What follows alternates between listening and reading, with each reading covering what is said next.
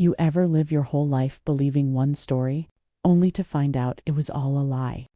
If you're listening to me right now, tell me, have you ever hated someone for years and then suddenly found out you were wrong? Because that's what happened to me. My name is Mara Whitmore, and for 40 years I believed my father died hating me. They told me he couldn't even bear to say my name in his final days, said I'd shamed the family, disgraced his uniform, and ruined his legacy. So I hated him right back. I swore I'd never forgive that cold, righteous man who chose his pride over his daughter.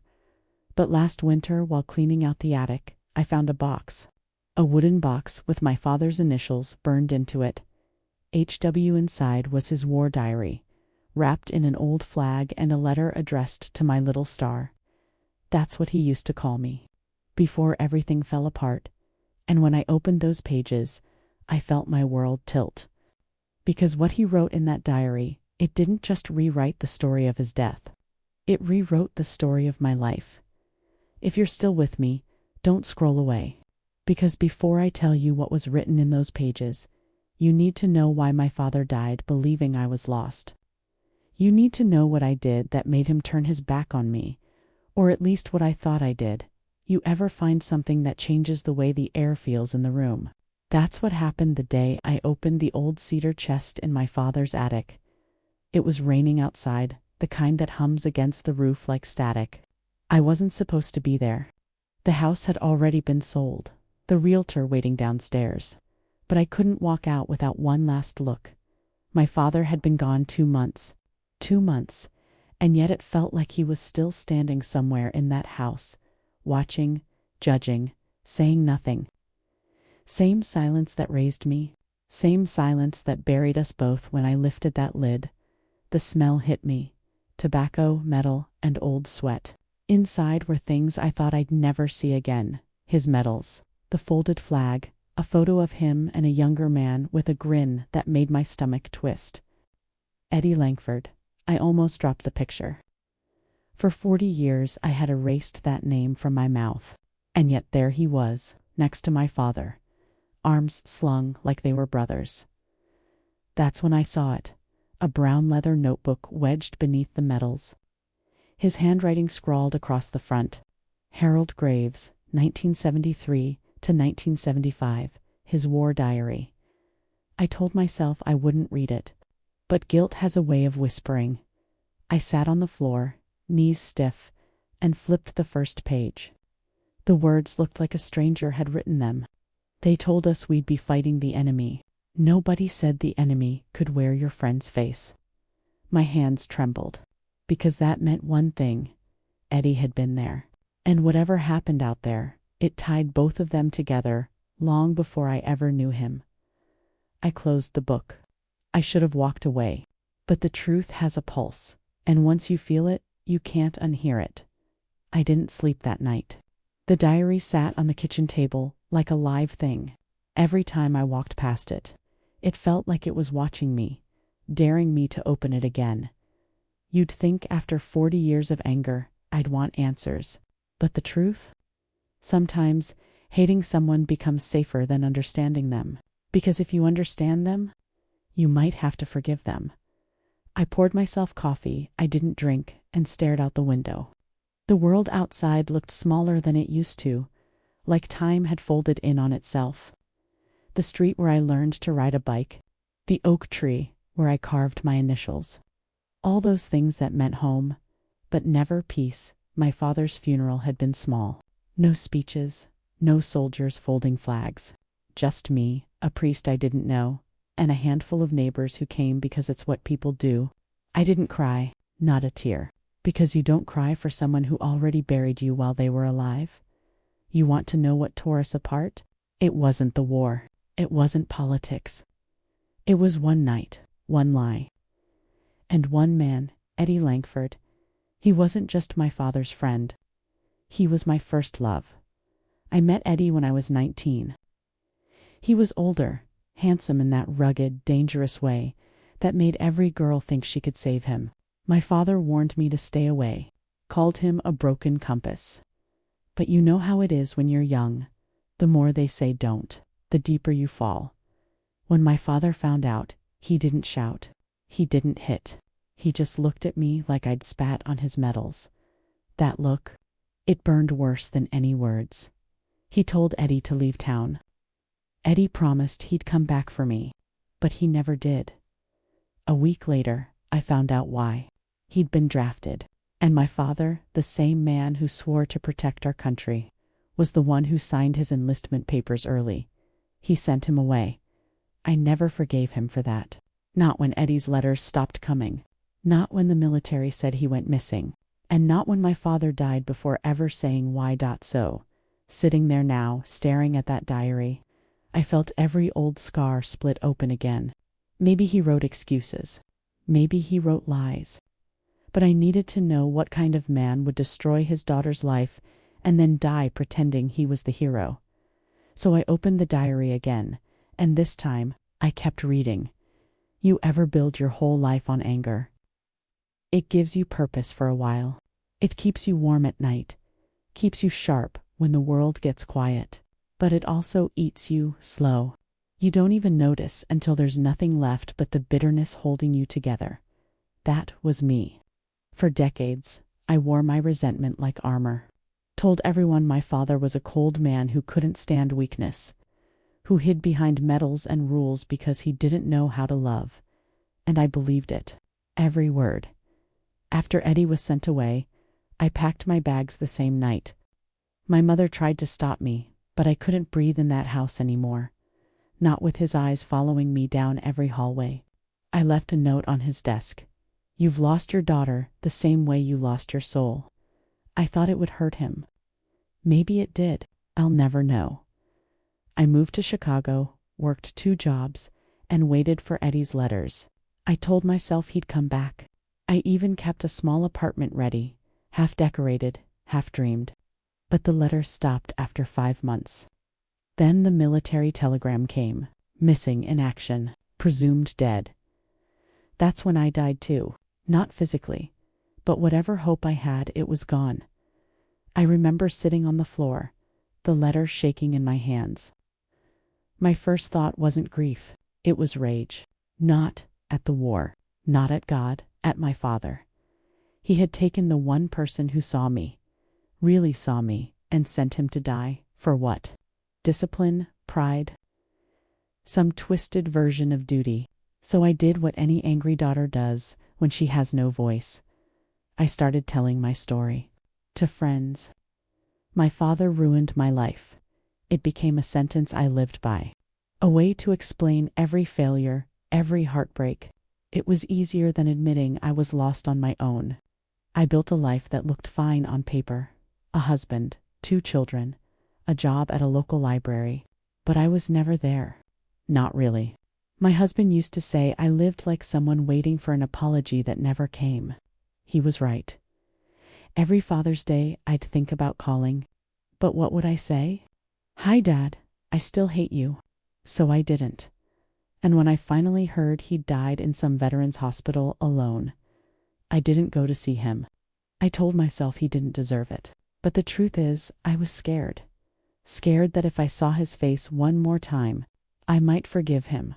Because forgiveness meant admitting I'd wasted 40 years hating a ghost. The last time I saw my father was in 1983.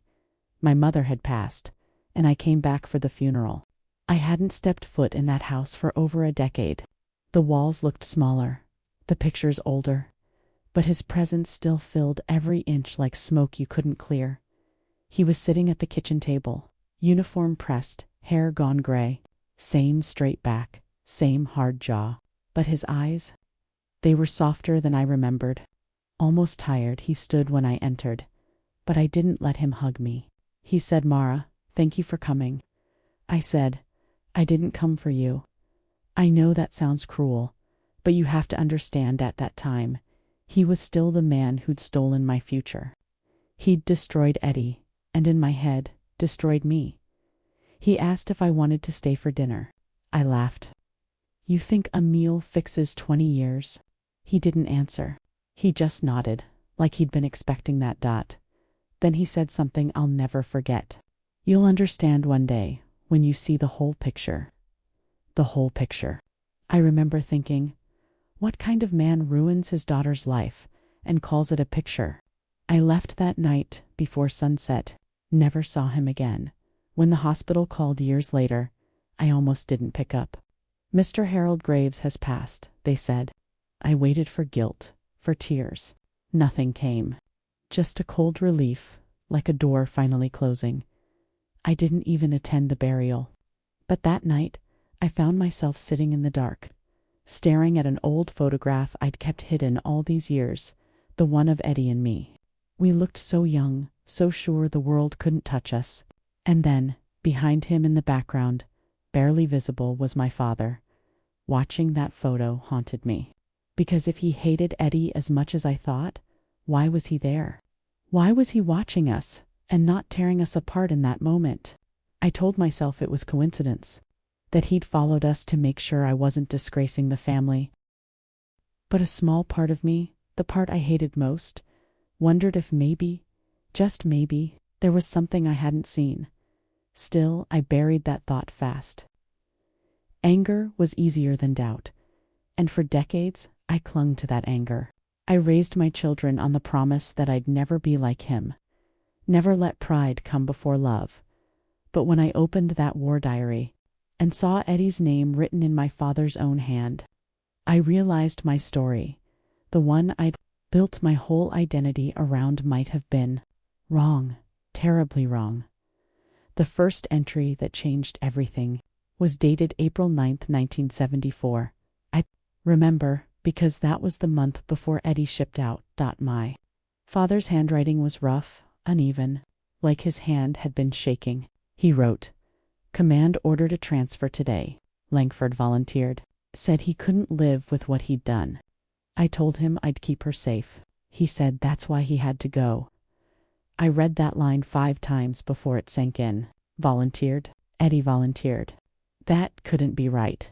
I'd spent my entire life believing my father forced him into service. That was the wound that defined everything. But there it was in my father's own words. My pulse started to hammer. I turned the page.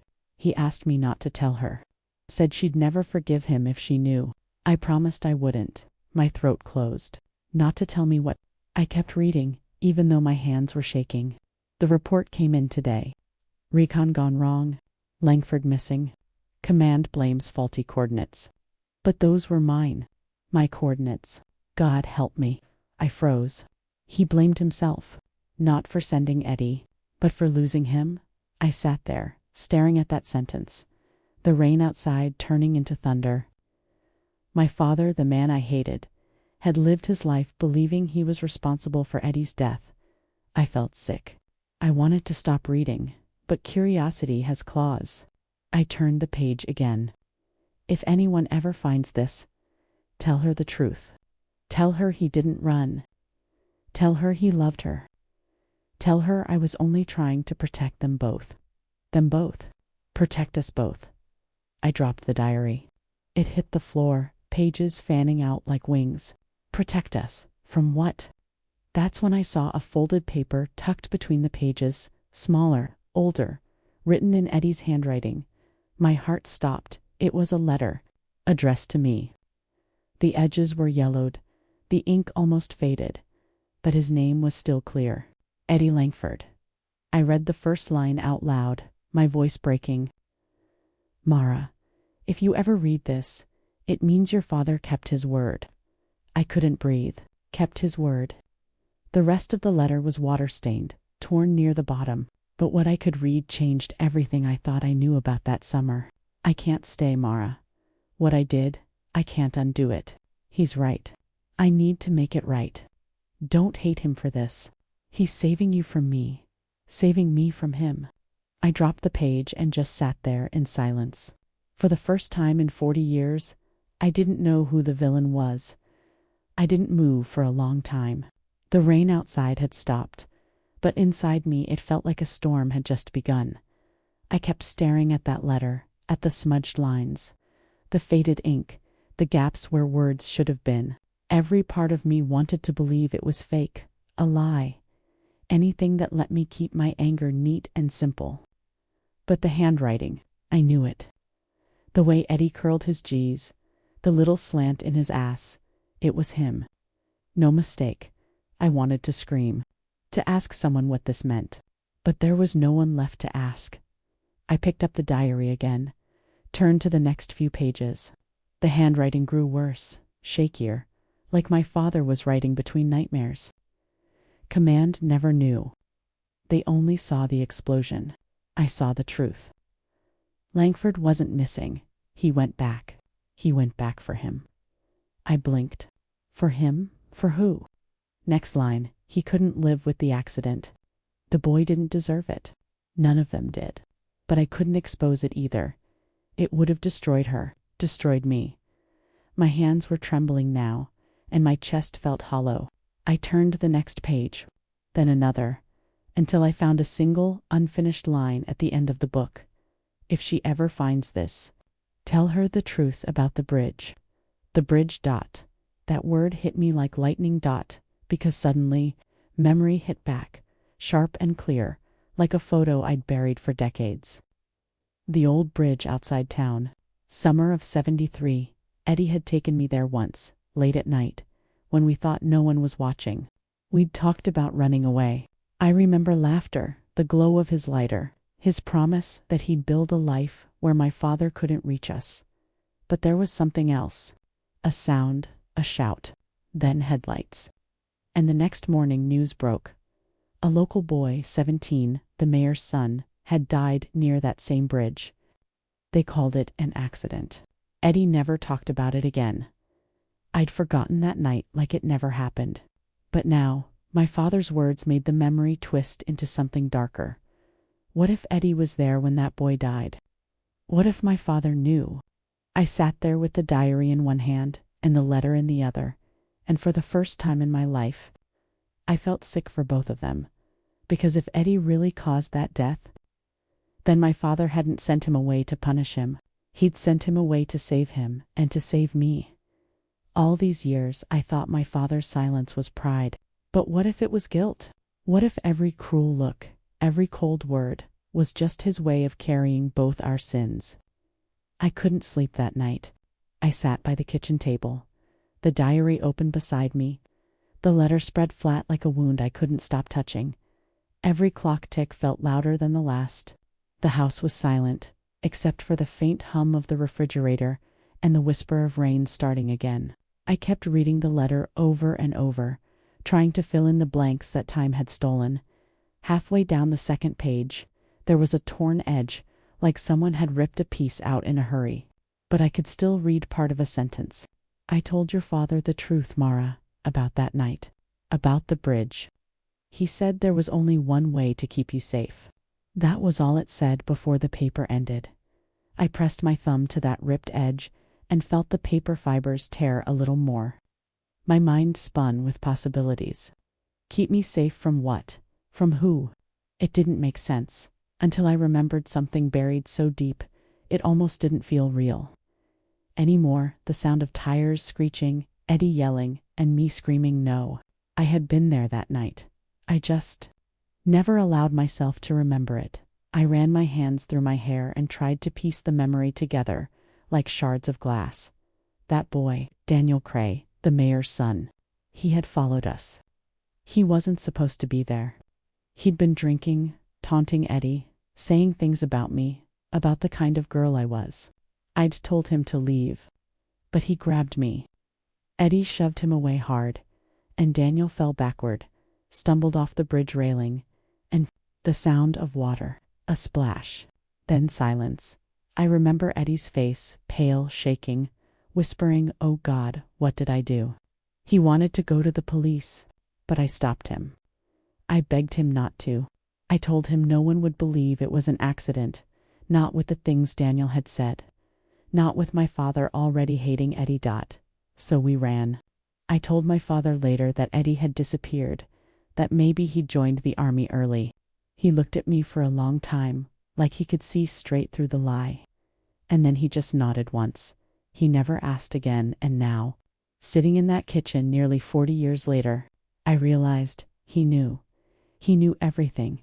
He had kept it buried to protect me. He'd let the whole town believe Eddie was the bad one, the ruin of our family, when the truth was that I was standing right next to him when it happened. And the part that broke me most, my father had gone to his grave carrying that lie. He hadn't died ashamed of me. He'd died protecting me. I felt something inside me collapse, like a bridge finally giving way after years of rot. All that hatred I'd held toward him, all that blame, it didn't have anywhere to go anymore. I whispered into the quiet dad. "I'm sorry," my voice cracked. "You know when grief hits too late, when it's useless, when it has no one left to reach." That's what it felt like. A scream that had nowhere to land. Outside, thunder rolled again, low, distant, and I realized that for the first time in my life, I wasn't angry at my father. I was angry at myself. Angry that I'd built my whole life around a lie I was too scared to remember. The next morning, I drove to town, the same town I'd sworn I'd never set foot in again. The streets looked smaller, the colors duller, like someone had drained the life out of the place. Or maybe it was me who'd changed.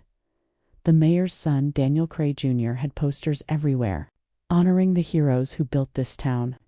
His face was on every lamppost, every shop window, smiling, clean, golden.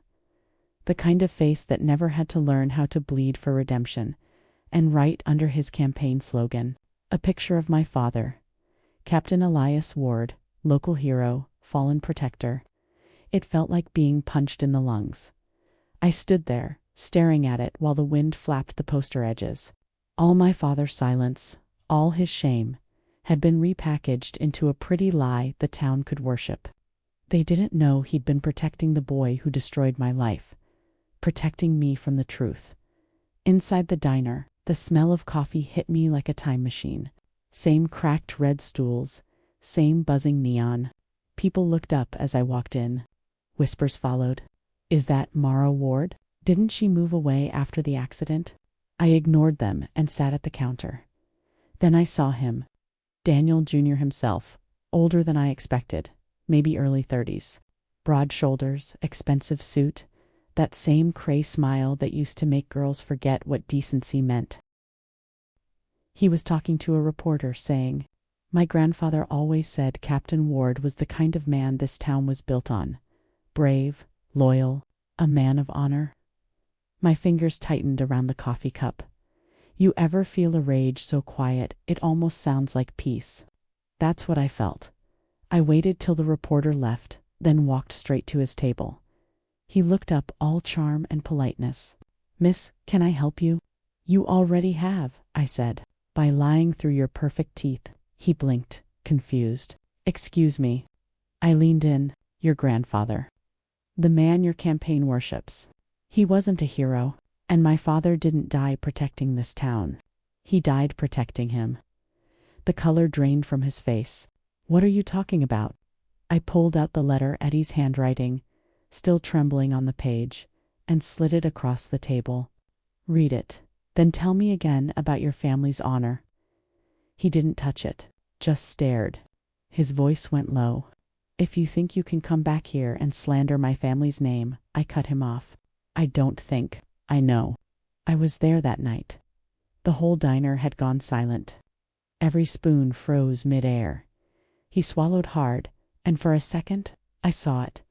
That flicker of fear that told me he already knew something. Maybe his grandfather had confessed before he died. Maybe the story had just been buried deep enough to rot quietly. He stood, adjusting his tie. "You should leave this town, Mrs. Ward. Some stories are better off dead." I smiled. "Then I guess I'm the ghost come to tell them." He walked out without another word. I sat there shaking, not from fear, but from the weight of what I'd just done. Because the moment I said those words out loud, there was no turning back. I had dug up the grave, and now I had to decide, do I bury it again, or let the whole world see what was inside? I looked at the letter one last time. The ink had bled slightly, where a drop of my coffee, or maybe a tear, had fallen, and suddenly I knew what I had to do.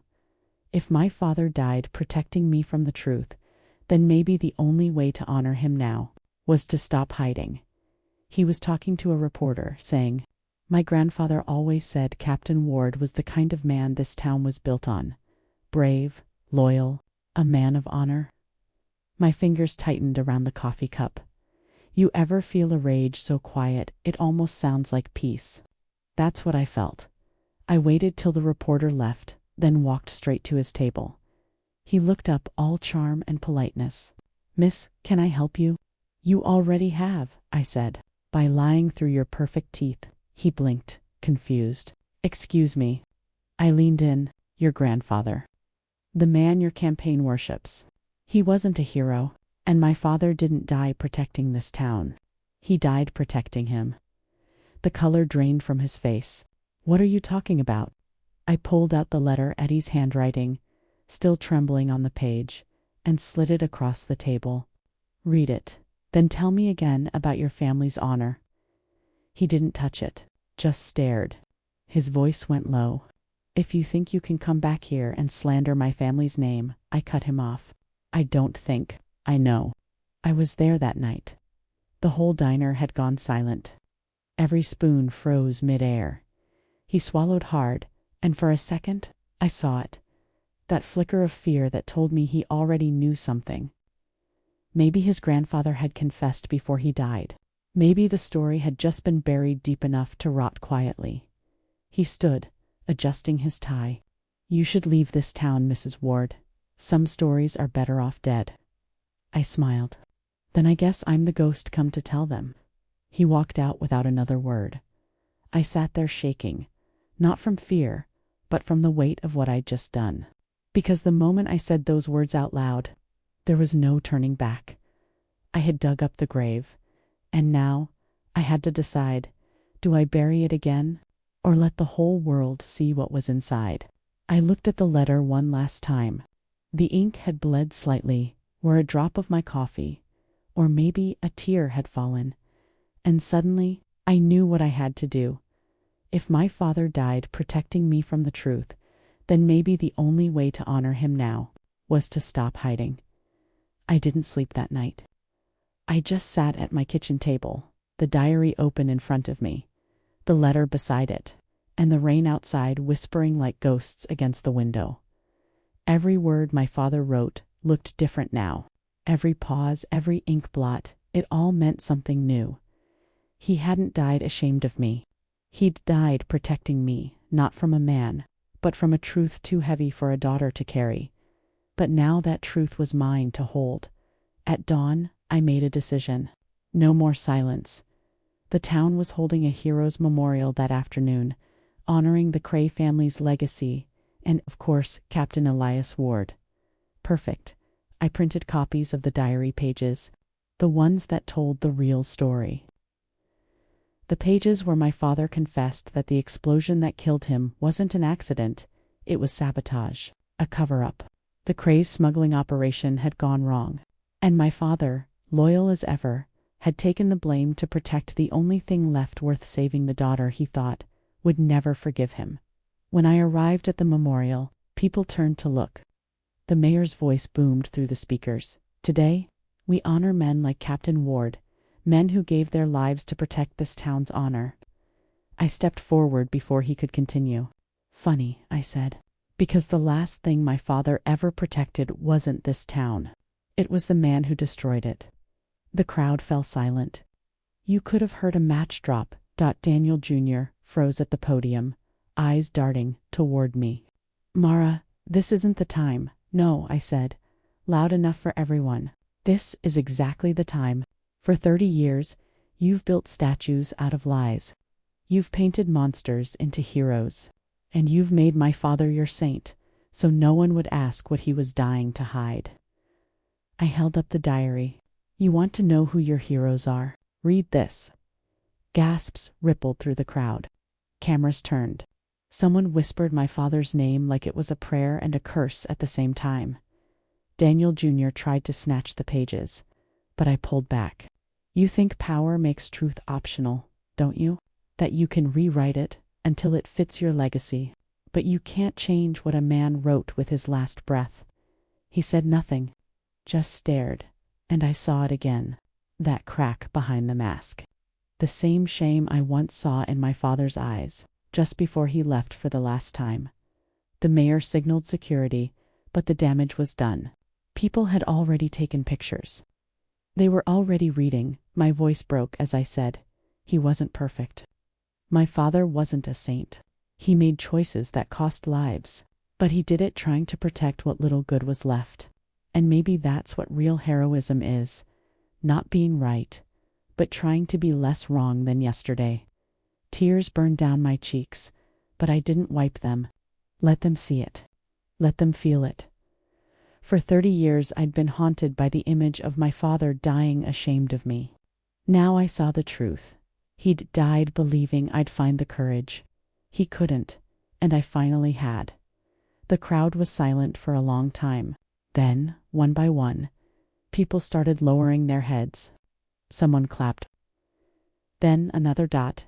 It wasn't applause for me. It was for the truth.